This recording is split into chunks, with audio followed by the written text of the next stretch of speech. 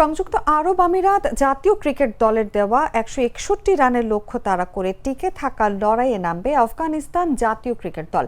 দিল্লির অরুণ জেটলি স্টেডিয়ামে সোমবার টস জিতে আগে ব্যাটিংয়ের আমন্ত্রণ পেয়ে 9 উইকেটে 160 রান করেছে আমিরাত।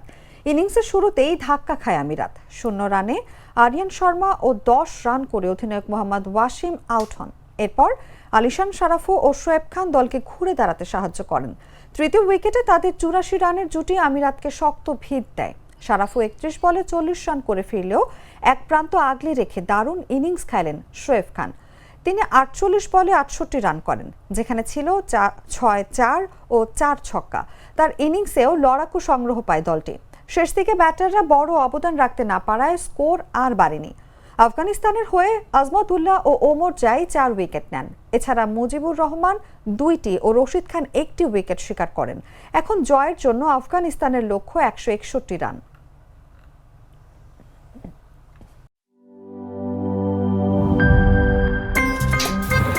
আমার একটা স্মার্ট সিদ্ধান্তে 25% গ্যাসের খরচ কমেছে। ভাবছেন কিভাবে?